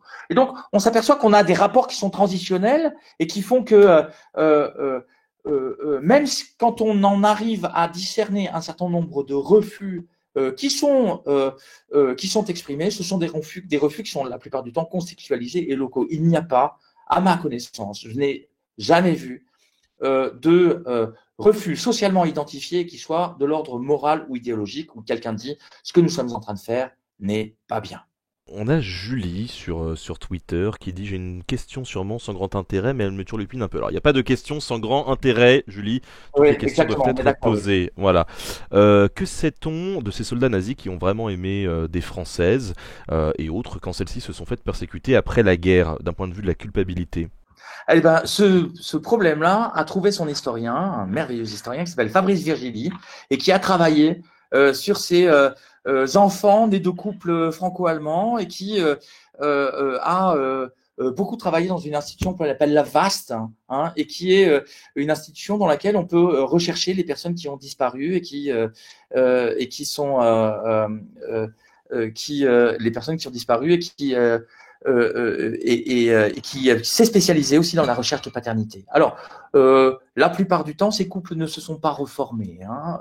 Il s'agissait essentiellement de gens d'amour d'un soir ou de liaisons qui ont pas résisté à la guerre. Hein. Mais il est clair que assez souvent, malgré tout, à partir des années 80 et encore plus des années 90, les enfants nés de ces unions ont pu essayer de retrouver leur père et de se mettre en place. Voilà, c'est à peu près ce que montre Fabrice. Alors, la démarche de Fabrice Virgili est une démarche qui est aussi une démarche d'étude des sociétés après-guerre et de cet ordre des genres qui se met en place à ce moment-là, et donc de la réprobation quasi unanime que ces femmes ont connu. Hein. Il a commencé à travailler sur les tontes à la libération en montrant qu'elles étaient effectivement liées à la restauration de l'ordre patriarcal. Mais ensuite, il a travaillé sur ses enfants et a montré la somme de souffrance qui pouvait avoir été générée par ce genre de choses. On a Netsa qui nous demande comment était gérée la culpabilité de la population par les quatre puissances alliées et leurs territoires respectifs. Est-ce qu'il y avait un soutien psychologique mis en place? Est-ce qu'il y avait du lynchage? Est-ce que ça s'est transmis à la génération suivante? On l'a vu un petit peu tout à l'heure, on en a parlé. Et si oui, de quelle façon? Netsa, elle a bien repéré qu'il y avait une différence de traitement fondamentale entre les différentes zones d'occupation. Nulle part il y a de la psychologie. Hein. C'est vraiment quelque chose c'est vraiment quelque chose. La question de la psychologie, du développement personnel, du trauma, de la résilience, etc. sont des interrogations. Ce sont des interrogations qui sont nées dans les années 90. Avant cela, on ne sait pas ce que c'est. Donc, les opérations que mettent en place les occupants pour cette question de la culpabilité, elles oscillent entre deux impératifs. Un impératif moral et de justice qui dit des crimes monstrueux se sont commis, il faut les sanctionner, et de l'autre un impératif social et fonctionnel qui dit on a une société, on va pas tuer tous ces gens, il faut qu'elle fonctionne, on a besoin des cadres pour les faire fonctionner. Et donc entre les deux, il y a une espèce de louvoiement qui fait que on a à la fois d'immenses opérations d'internement des hommes pour essayer de les juger et de mettre en place une évaluation de leur culpabilité, et puis de l'autre, ce qu'on appelle, ce qu'un historien qui s'appelle Jäger appelle une amnistie froide, c'est mis en place. Et donc, entre les deux, si tu veux, il y a quelque chose qui est une sorte de via média qui a à la fois fonctionné de façon assez brillante parce que l'Allemagne 40 ans plus tard est la cinquième puissance économique ou quatrième puissance économique mondiale et a réussi à mettre en place. Et d'un autre côté, c'est un canard boiteux parce que on voit bien que pendant deux générations au moins, le malaise laissé par cette histoire a tourmenté ces générations. Donc voilà, c'est à peu près ça qu'on peut dire. Je pense que une des choses qu'il faudrait quand même souligner dans tout ça, c'est que le judiciaire a plusieurs fonctions. Il y a une fonction qui est une fonction vindicatoire. Il faut apporter le judiciaire aux victimes et à leurs ayants droit pour qu'ils se sentent remis de ce qu'ils ont vécu. En second lieu, il y a une fonction de réaffirmation de la norme. C'est tu as tué, c'est mal de tuer, tu vas payer. Mais en troisième lieu, il y a une dernière fonction qui est une fonction symbolique de rédemption. des victimes et qui fait que une fois que tu as payé, eh bien, tu dois pouvoir continuer à vivre une vie. Et ça, c'est très important pour que les sociétés puissent continuer à fonctionner après. Et voilà, bah, les 4 sociétés dont on est en train de parler ont essayé bon an, mal an, assez inconsciemment, sans jamais le dire, de trouver leur chemin entre ces trois fonctions.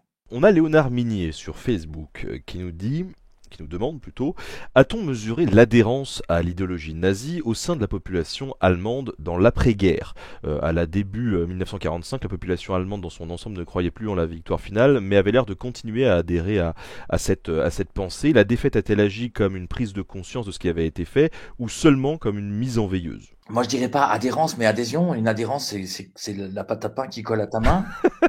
Tout à fait. Ça, mais tu vois, c'est hyper intéressant parce que, au fond, je pense que il a exactement notre interrogateur, là, Léonard, a exactement exprimé sa pensée, c'est-à-dire que comme si le nazisme collait aux gens. Et c'est tout sauf c'est tout sauf une maladresse au sens où moi je pense que le 8 mai 45 n'a pas tué le nazisme. C'est-à-dire que le nazisme, c'est encore une fois ce système de croyance désangoissant qui donne du sens au monde. Et au fond, entre le 8 mai 1945 et un peu plus tard, les nazis croient toujours qu'on veut les exterminer, croient toujours que les soviétiques et les juifs vont revenir, croient toujours que etc., etc. Et ce qui va tuer le nazisme, c'est ce qui va infirmer cette croyance-là. Et ce qui va infirmer la croyance, c'est l'hiver 45-46. Si les nazis avaient eu raison, alors les soviétiques, les américains, les français et les anglais auraient laissé la population allemande mourir de faim. Il n'y a pas de récolte en avril-mai 1945. Les gens sont occupés à cramer les champs, mourir, se battre, etc., etc. Et donc il n'y a rien à manger en Allemagne. Et qu'est-ce qui se passe? Il se passe que les Français, les Britanniques et les Américains font venir des vaisseaux entiers de ravitaillement pour pouvoir nourrir les populations allemandes. Et plus encore, les Soviétiques font la même chose. Les Soviétiques font la même chose alors même que dans leur territoire, un certain nombre de régions, notamment des régions de l'Est de l'Ukraine, connaissent la famine. Ça veut dire quoi? Ça veut dire que les Soviétiques, en conscience de cause, condamnent à mourir un certain nombre de leur population pour nourrir les Allemands. C'est ça qui tue le nazisme. C'est le fait que, cette espèce d'angoisse obsidionale qui a été ressentie par la population allemande et qui transcende l'appartenance militante. Et qui faisait que ces gens pensaient qu'on allait on allait les exterminer en tant qu'État, mais aussi en tant que nation, voire en tant qu'entité démographique. Eh bien, ils se sont aperçus à ce moment-là que, tout ça n'était pas vrai. Et la croyance, à ce moment-là, elle se déconstruit et elle s'évapore. Ce qui s'évapore, c'est pas seulement la foi nazie, c'est aussi la mémoire de tout ça. Et c'est-à-dire que quand tu demandes à quelqu'un dans les années 50 ce que ça veut dire être nazi, il te répond oui, on adhérait à des trucs, oui, on voulait telle chose, on voulait de l'ordre, etc., etc. Mais ils sont incapables, les protagonistes sont incapables de retrouver le cœur émotionnel de la chose. Qu'est-ce qui peut expliquer l'évolution de partis C'est Steven Derumeau qui nous demande ça. L'évolution des partis néo-nazis depuis les années 90, en Saxe notamment. Est-ce qu'on doit s'inquiéter de voir un parti nazi monter prochainement? Écoute, j'essaye de... ma réponse à la question, elle est en train d'évoluer. Elle est en train d'évoluer parce que il y a 10 ans ou 15 ans, je t'aurais dit, mais les partis d'extrême droite ne sont pas des partis nazis, ce sont des partis d'extrême droite. Ce sont l'équivalent de ce que l'on appelait dans les années 20 des Völkisch, c'est-à-dire des ethno-nationalistes, comme peuvent l'être Génération Identitaire, l'Œuvre Française, une frange du du Rassemblement National, l'AfD, Pegida, etc., etc.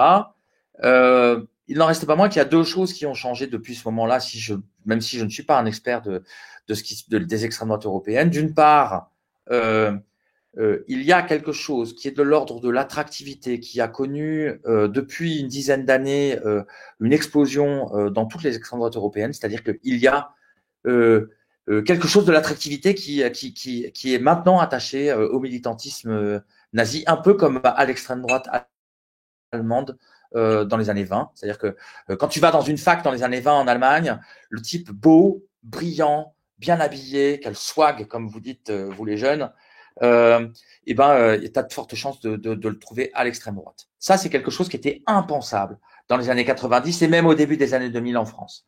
À l'heure actuelle, je pense que tu vas dans une université, dans une faculté des sciences juridiques ou de médecine, l'étudiant beau, brillant, attractif, etc., il y a une petite chance que tu le retrouves à Génération Identitaire ou à l'AfD en Allemagne. Et ça, je pense qu'il y a quelque chose qui a changé et qui fait qu'il y a de nouveau une attractivité de tout cela. Après, il me semble qu'une chose n'a pas changé depuis les années 2000. Le cœur fondamental du nazisme est qu'il est un projet de refondation sociobiologique utopique d'une entité socio-raciale. Aucun parti d'extrême droite européen à l'heure actuelle ne propose un avenir suffisamment attrayant pour attirer des électeurs, ni même des militants.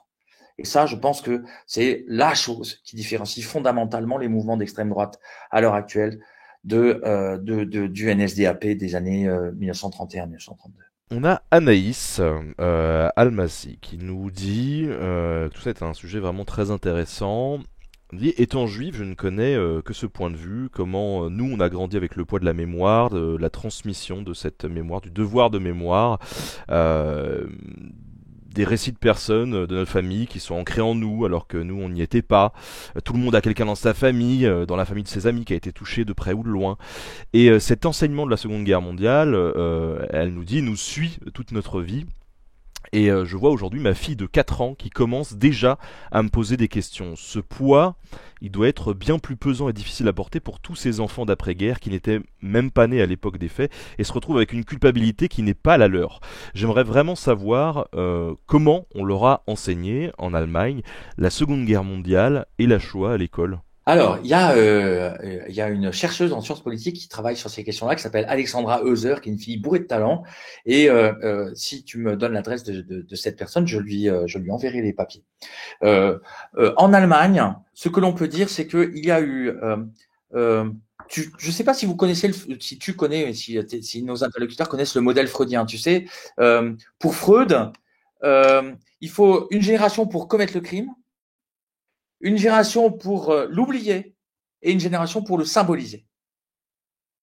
Et donc, l'oublier et se remémorer, j'ai oublié de dire. L'oublier et se le remémorer. Et puis la troisième pour le symboliser. Et donc, c'est ce qui s'est passé. Il y a une génération, celle des années 1930, qui a été la génération qui a commis, on va dire 1890-1930, qui a commis le crime.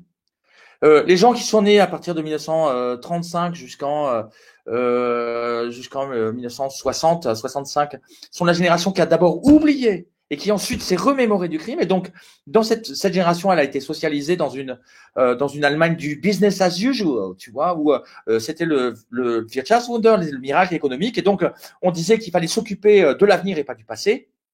Et donc, voilà, on avait des représentations très populaires du truc. On disait, bah voilà, les nazis étaient un petit groupe sans foi ni loi qui a arnaqué les Allemands, qui les a subjugués et qui appliquait le programme que sous la houlette de ce diable qui est Hitler. Et puis qui, en fin de génération, tu vois, vers les années 50-60, commence à mettre en place le processus de remémoration. Et donc, c'est aussi eux qui se disent, bon, bah, écoute, c'est plus possible de vivre comme ça, il faut bien quand même qu'on commence à se le remettre en place et à se le rappeler. Et puis, tu as une troisième génération qui est celle, je dirais, de la symbolisation et dans laquelle, bah voilà, les gens vivent avec, essayent d'intégrer la culpabilité pour mettre en place de nouveaux modes d'identification à leur patrie. C'est clair que être allemand, ça sera toujours désormais être à la fois l'héritier de Goethe et de Schiller, hein, de l'Ode à la joie, du Wer reitet so spät durchs Nacht und Wind, c'est der Vater mit seinem Kind, et en même temps le fils de Dachau. Eh ben, il faut inventer un futur là-dessus. Et ce futur, eh ben, il faut qu'il soit démocratique, rénant et européen. Et c'est ça symbolisé. Et c'est ça ce qui a été transmis par les systèmes éducatifs allemands jusqu'à maintenant, avec parfois des méthodes qui étaient des méthodes, on va dire, en Allemagne, on a quand même beaucoup employé la pédagogie de la baffe dans la gueule en mettant les gens face, les enfants notamment, en présence de photos ou de textes qui franchement, enfin, moi je montrerai pas à mes petits, quoi. Voilà. Ah oui, moi je me souviens, j'avais été il y a quelques années à Berlin, j'avais visité une expo permanente, alors La c'est basé topographie des sur les Stélos. inclinaisons. Voilà, c'est celle-là, Topologie des Stérors. Et alors, j'ai visité le truc, je suis resté 1 heure, je suis sorti, j'étais déprimé pendant 3 semaines, quoi. Vraiment, ça a été, enfin c'est horrible. Alors que c'est vraiment des panneaux avec des photos et Ouais. du texte, quoi. Quand tu l'as visité, c'était dans les caves de la Prince Albrecht Straße où il y avait déjà ce musée qui existait? Non, il y avait le fameux musée un peu D'accord, ouais. moderne qui. Parce que dans les années 90, si tu veux, c'était dans les ruines du QG de la Gestapo et tu descendais dans les cellules pour lire les panneaux, tu vois. C'était vraiment quelque chose, hein. C'est quelque chose de la topographie d'Esteros, hein. C'est vraiment Ouais, ça m'a énormément marqué. Ça m'a énormément marqué. marqué, oui, c'est sûr. On a Total Factor. Alors, on t'a déjà répondu un petit peu tout à l'heure à cette question-là, mais que sont devenus les prisonniers de guerre allemands tombés entre les mains des Russes, ainsi que les prisonniers russes entre les mains des nazis? Alors, bah voilà, là on voit beaucoup la symétrie. Les prisonniers de guerre russes tombés entre les mains des prisonniers de guerre soviétiques, pas russes, soviétiques, tombés entre les mains des Allemands, et pendant le premier semestre de Barbarossa, ces gens sont impitoyablement mis à mort, fusillés, gazés pour certains à Auschwitz, mais la plupart du temps tués par la faim et par la soif. Et ce sont 2 500 000 morts qui tombent comme cela. Ensuite, les Allemands essayent de les tuer un peu moins vite en les faisant travailler pendant toute la guerre, hein. Ça a quand même été, c'est l'une des grandes tragédies de la Seconde Guerre mondiale que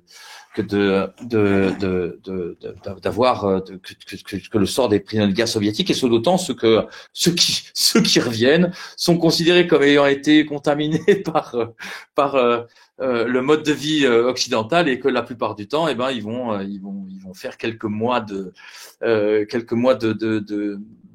Schleuder, comment on appelle ça, de filtrage dans les camps des institutions de sécurité de staliniennes avant de pouvoir retourner chez eux. Donc tu vois, c'est vraiment leur sort a été, tu vois, la double peine, on va dire.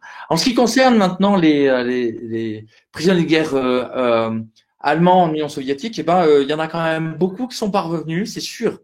Mais ils sont parvenus parce que voilà, leur traitement est assez représentatif de ce qu'a été le chaos et le désastre économique, matériel et démographique de la guerre en Union soviétique. C'est-à-dire que l'Union soviétique a perdu pratiquement 28 à 29 millions de personnes pendant la guerre. Toute sa partie occidentale, c'est-à-dire la partie la plus productive, est un champ de ruines absolu, et les Allemands les prisonniers de guerre allemands sont autant victimes, peut-être même un peu moins, que les populations civiles, des conditions sanitaires désastreuses qui dominent dans cette période-là. Et donc, il y a, je crois, quelque chose comme 3 millions d'Allemands qui sont entre les mains des Soviétiques en 1945, et il y en a 2 500 000 qui rentrent, hein. Donc il y a quelque chose comme entre 250 et 500 000 prisonniers de guerre allemands qui meurent qui meurent dans des conditions de détention. On a Professeur Fromage qui nous demande si les associations d'anciens combattants du côté allemand ont fait un travail de repentance, justement, ou au contraire, ils ont eu un discours minimisant les crimes passés. Et alors, les associations d'anciens combattants, c'est une excellente question. Bravo, professeur Fromage. C'est une excellente question, mais on a parce qu'elles sont le symptôme de la normalisation d'Adenauer. Tu vois, de ce miracle économique allemand. Adenauer, c'est un peu j'ai un ami historien belge qui dit Adenauer, c'est le nazisme qui a réussi, parce que il y avait un Führer, on est passé d'Hitler à Adenauer, un type quand même beaucoup plus chaleureux et sympathique. Et on avait ein Volk, ein Reich, ein Führer. Ein Volk, et voilà, maintenant les Allemands sont en fait tous réunis dans les deux Allemagnes, RFA, RDA. Ein Reich, bon, d'accord. La RFA, c'est quand même un tout petit empire, mais c'est un empire qui est quand même assez agressif économiquement et commercialement. Et ein Führer, comme je disais, voilà, on a remplacé le Führer moustachu par le dirigeant rhénan Adenauer. Et donc, si tu veux, effectivement, bon, c'était quoi la question? Je me rappelle plus. Pourquoi je te dis Sur ça. les anciens combattants. Oui. Les anciens combattants. Donc, sous Adenauer, pardon, excuse-moi, sous Adenauer, tu as toute une campagne d'opinion qui dit, et qui est basée sur les associations d'anciens combattants, qui dit, mais quand même, nous, les Waffen-SS, on était des soldats comme les autres. Et donc, on aimerait bien avoir une pension d'anciens combattants comme les autres. Donc, tu vois, les types qui ont cramé les villages en Ukraine, etc., tu vois, qui ont pu faire l'IDIS, etc., étaient en train de dire, mais vous savez, nous, on a été des combattants comme les autres. Et donc, il y a eu quand même à ce moment-là, si tu veux, une réaction disant, bon, écoutez, vous allez quand même faire attention parce que le discours quand même qui était resté à ce moment-là, c'était la Wehrmacht avait été restée propre et honnête, et la Waffen-SS, c'était les grands méchants. Et donc, ce discours-là faisait que les SS étaient ce discours-là avait été intériorisé par les anciens combattants et les associations d'anciens combattants, et donc elles le transmettaient, si tu veux. Et puis à partir des années 2000, 90, 95, 2000, elles ont été, les associations d'anciens combattants ont été en but aux nouvelles enquêtes qui ont été lancées par la nouvelle génération d'historiens, dans lesquelles on a montré que la Waffen-SS s'était évidemment impliquée jusqu'au cou dans les crimes, mais que la Wehrmacht avait elle aussi mis en place d'énormes crimes de guerre et crimes contre l'humanité. Et donc depuis, on les entend plus beaucoup, quoi. Et ils ont continué à toucher leur pension. Alors ça, c'est un truc que je connais moins bien, mais non, la Waffen-SS, ils ont petit à petit, à coup de scandale médiatique, les pensions ont été de moins en moins versées. Il n'en reste pas moins qu'il y a encore, je crois, il y a encore une dizaine d'années, il y avait des vétérans d'Oradour-sur-Glane qui touchaient des pensions en Allemagne. Après Professeur Fromage, restons. J'ai faim là du coup. Sandwich œuf ton maillot qui nous demande. De ce que j'en comprends, après la Première Guerre mondiale, en France, il y avait un fort sentiment antimilitariste. Est-ce que c'était la même chose en Allemagne? Est-ce que ça existait? Voilà. C'est une excellente question, mais il faut l'affiner un peu. C'est-à-dire que de ce que je comprends en Allemagne, en France, il y avait un fort sentiment antimilitariste. Ce sentiment antimilitariste, il est apparu extrêmement tard. C'est-à-dire que si Sandwich œuf thon fromage avait été en France dans les années 21, 22, 23, 24, il serait tombé sur une haine anti-allemande et un militarisme qui serait extrêmement important. C'est à partir des années 30 que l'antimilitarisme et le pacifisme se mettent à dominer en France. Cette chronologie est absolument pas valable pour l'Allemagne, où l'antimilitarisme est resté un sentiment ultra minoritaire pendant toute la période. Hein. Pendant toute la période, la grande majorité des Allemands est restée persuadée, qu'elle était rentrée en guerre à raison pendant la Première Guerre mondiale, que c'était une guerre qui avait été une guerre de survie de l'Allemagne, et donc elle était parfaitement légitime. Hein. Donc il n'y a pas de pacifisme, dominant en Allemagne avant le mouvement pour la paix des années 60-70. On a ensuite Captain Armorica qui nous dit ça peut paraître con, encore une fois, non, il n'y a pas de question con. Je me demandais s'il y avait de réels mouvements de résistance en Allemagne, ou est-ce que le régime coercitif empêchait réellement tout développement de résistance ou d'opposition? Ah, c'est une magnifique question, et elle a nourri des décennies de travail d'historien. Il faut qu'on s'entende sur ce que c'est que la résistance. Et là, il y a un historien qui s'appelle Jan Kershaw qui a introduit un concept qui est le concept de dissension, et qui permet, si vous voulez, de déployer tout l'ensemble. Et un autre historien qui s'appelle Alf Luske qui a employé celui de quant à soi, Eigensinn.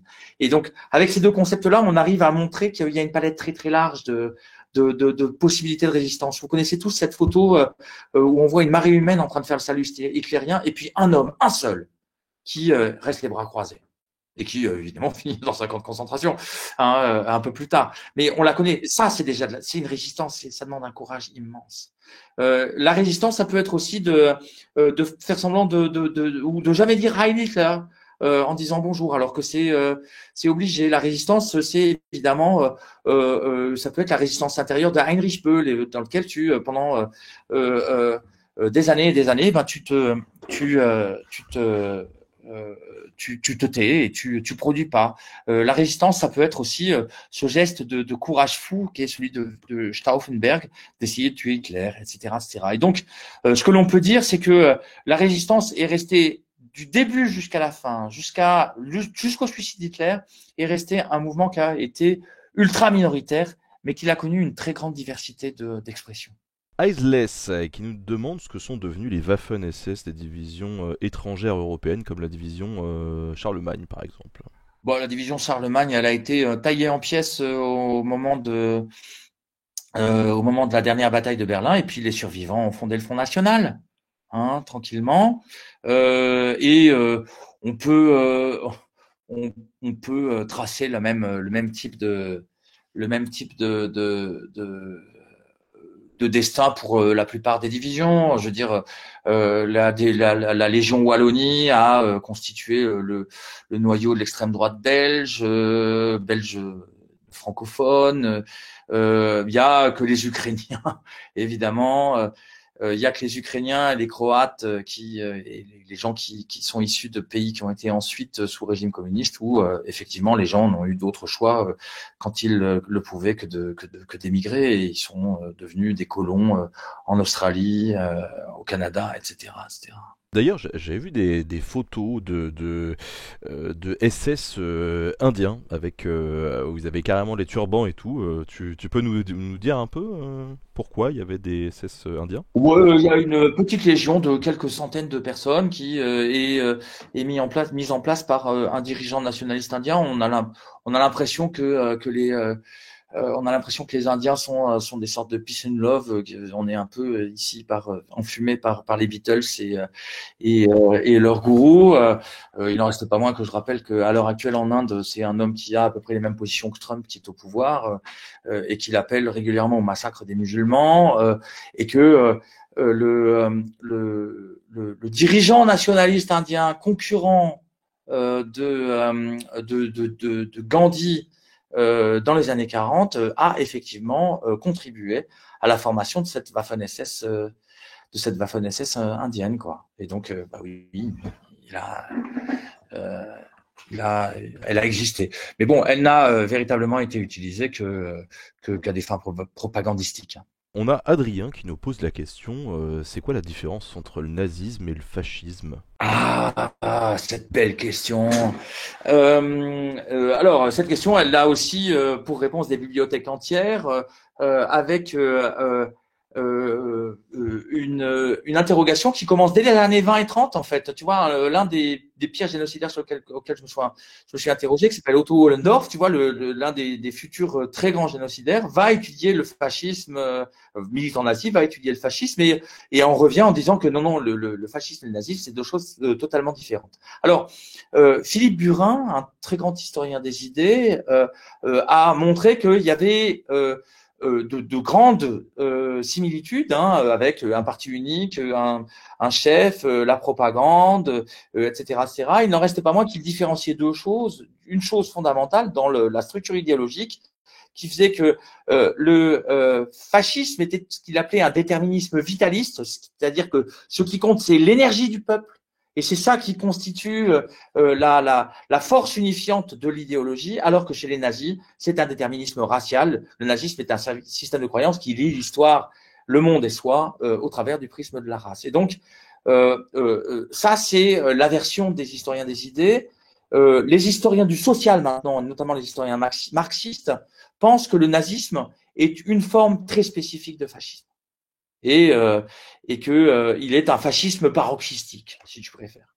On a Dadir Axor qui nous demande, peut-on comparer la culpabilité des nazis allemands et les nazis collaborateurs français? Bon, il y a quand même une différence énorme. La plus grande partie des collaborateurs français n'ont pas de sang sur les mains, n'ont pas tué de façon directe. Alors que une grande partie quand même des nazis de rang subalterne et médian sont des gens qui ont tué de leurs propres mains. Ça, c'est vraiment une des différences entre les deux. Et bien sûr, après, tu peux comparer des Schreibtischtäter, c'est-à-dire des criminels de bureau. Là, tu peux les comparer. Tu vois, un Joseph Darnan est en effet comparable à, je sais pas moi, à un heureux SS und Polizeiführer, un chef suprême de la police et des SS régionales, mais voilà, bon, il y a encore, tu vois, n'importe quel heureux SS und Polizeiführer du front de l'Est a 250 000 morts au compteur. C'est pas le cas de Darnan, tu vois. Donc, on peut comparer les profils idéologiques, on peut comparer sans doute les extractions sociales, mais on peut pas comparer les culpabilités malgré tout. Mhm.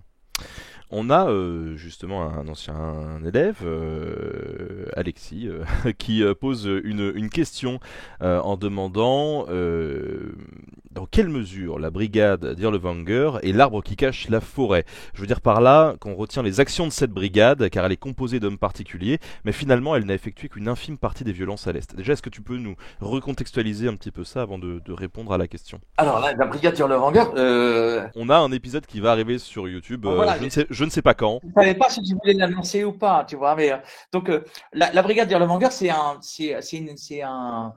objet très, c'est un accélérateur de particules du nazisme. C'est-à-dire que c'est à la fois quelque chose qui est même dans les critères nazis profondément anormal, euh, et dans le même temps, cette anormalité a été un instrument nazi.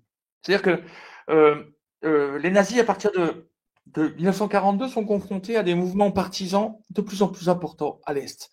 Et ces mouvements partisans se cachent dans des forêts et sont appréhendés par les nazis à l'aune d'un imaginaire de la chasse, un imaginaire synégétique extrêmement important. Et donc, ils ont l'idée, ils l'ont un peu avant, ils l'ont dès l'invasion de la Pologne, ils ont l'idée de mobiliser des populations qui sont censées avoir des dons de chasseurs importants pour les tourner contre ces opposants qu'il faut chasser. Et c'est comme cela que naît l'idée de créer une brigade qui serait composée uniquement de braconniers. Elle est confiée à cet homme qu'on appelle Oscar Dillewanger, qui, à partir de 1939, commence à mettre en place les 39 ou 40, j'ai oublié, j'avoue, je ne me rappelle plus vraiment. J'ai écrit un bouquin là-dessus, pourtant, je sais, de cendres sur ma tête, mais donc il est chargé de mettre en place cette unité, puis cette unité est envoyée à l'Est. Elle est censée au départ chasser des partisans en Pologne dans le district de Lublin, mais on s'aperçoit que à ce moment-là, elle est plutôt gardienne de pasteurs d'hommes. C'est pas des chasseurs d'hommes, c'est des pasteurs d'hommes, et ils gardent essentiellement des juifs polonais qui ont été parqués, marqués et mis au travail, et donc domestiqués au plan anthropologique. C'est à partir de 1942 qu'ils sont envoyés à l'Est et où ils sont censés véritablement chasser des hommes. Et à partir de ce moment-là, ils se conduisent effectivement avec une immense brutalité. Ce qui est intéressant dans la question d'Alexis, que je salue au passage, c'est que évidemment, tout le monde dit c'est horrible ce qu'ont fait ces gens-là. Ils ont brûlé des villages, violé des femmes, ils ont échangé contre de la vodka, chassé des hommes, etc., etc. Et puis on s'aperçoit que effectivement, lors de l'opération Côte-Bousse, ils sont responsables de la mort de 15 000 personnes en théorie, mais que quand on regarde, ils ont très vraisemblablement incendié une quinzaine ou une vingtaine de villages, habitants compris, mais que le bilan en Biélorussie, c'est 627 villages, habitants compris. Et donc, effectivement, la Dirlewanger, c'est le séquoia qui masque la forêt. Et dans l'économie du discours à la fois nazi et allemand d'après-guerre, les gens disaient c'était horrible ce que faisait les Dirlewanger, etc., etc. Mais ça masque le fait que des divisions de la des divisions de la Wehrmacht, cette supposée armée aux mains propres, avaient participé à ces crimes elles aussi.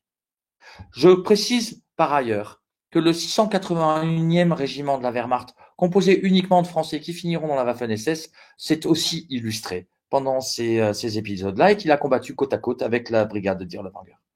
Et que donc, il y a une chose que j'aimerais bien que nous retirions tous de ce live et de tout cela, c'est que nous ne comprendrons rien au génocide des Juifs et à cette immense guerre qui s'est menée en Europe si nous la réduisons à un face-à-face entre bourreaux allemands et victimes juives. La guerre qui s'est menée est une guerre qui a été implémentée par les Allemands mais qui s'est appuyé sur des consentements locaux extrêmement importants et qui donc s'est agencé en une guerre, une gigantomachie entre stalinisme et nazisme, mais qui, sous couvert de cette gigantomachie, a caché des centaines de guerres civiles, toutes plus sanglantes les unes que les autres. Et par-delà de tout cela, il y a un consentement européen fondamental à l'extermination des Juifs. La Shoah est impossible à penser hors des 100 fonctionnaires français, 100 gendarmes belges, 100 conducteurs de train néerlandais, 100 tueurs d'enfants baltes, etc., etc.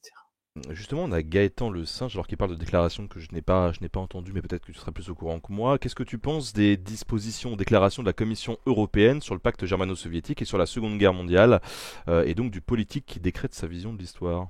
J'ai entendu parler de ce truc-là et je dois avouer que ces questions d'appropriation par le politique de l'histoire m'ont tellement toujours arraché des bâillements que j'ai un peu oublié ce dont il était question. Je crois qu'il y a mais je me rappelle plus. Je peux pas répondre à cette question-là parce que j'ai plus les faits en tête, j'avoue. D'accord. Euh, Eva, je m'en excuse. Tu m'en non, non. excuseras de cet internaute. Non, et puis en plus, on n'est pas forcé d'avoir des réponses à toutes les questions, c'est ça aussi. On a encore plein de questions et je vous remercie vraiment tous pour votre intérêt. Maintenant, ça fait déjà 1h45 et même un peu plus qu'on est en live. Donc j'aimerais conclure sur cette partie de questions et te demander si toi, tu avais quelque chose que tu voulais rajouter sur ce sujet en particulier ou un message que tu aimerais passer à tous les gens qui nous regardent concernant cette période. J'ai écrit un bouquin qui s'appelle La promesse de l'Est, qui est un bouquin dans lequel on essaye de travailler sur. J'ai essayé de travailler sur l'utopie nazie et cette espèce de sentiment d'ivresse qui prenait les nazis, qui avait pris les nazis en 1939 au moment où ils s'étaient dit purée, mais on va y arriver. Et dans ce livre, il se termine sur l'histoire d'une région dans laquelle les nazis ont essayer d'implémenter leur utopie et dans lequel, à la fin, comme tu vois, c'est ce dont je parlais tout à l'heure, ils ont soufflé sur les braises de la guerre civile. Ce que j'aimerais dire, c'est que entre juin 1944 à peu près et 1947, l'Europe a été précipitée par les nazis dans un espèce de cauchemar et d'enfer, d'épuration ethnique, d'errance, de mouvements de population, de guerre civile, de viol, etc., etc., qui a commencé sous les nazis mais qui a continué après.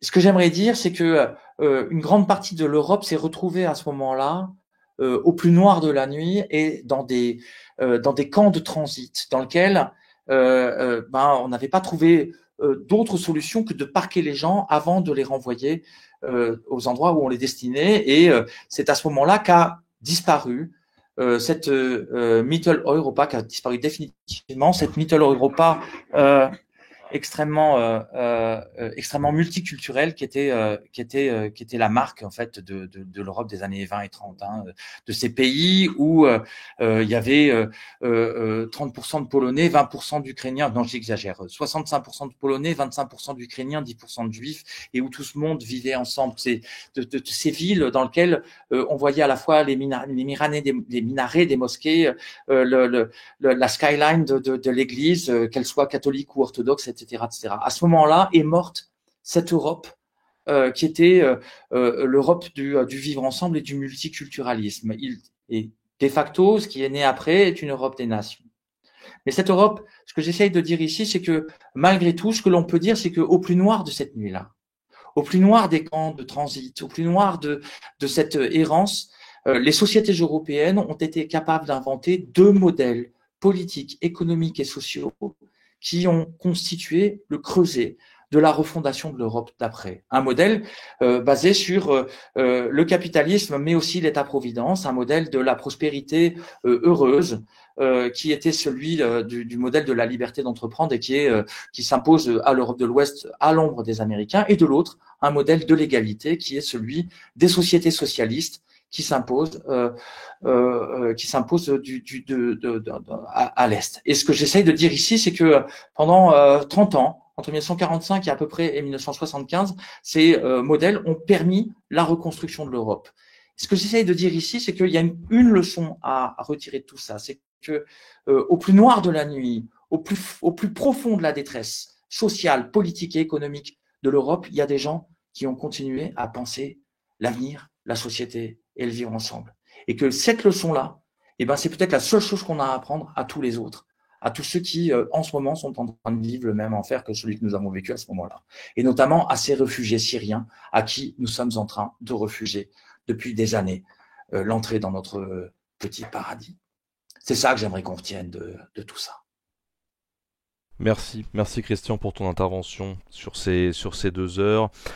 Pour terminer rapidement, est-ce que tu aurais une petite sélection éventuellement bibliographique, quelques conseils de lecture pour tous ceux qui nous regardent et qui veulent se renseigner sur cette période? Ah, c'est difficile.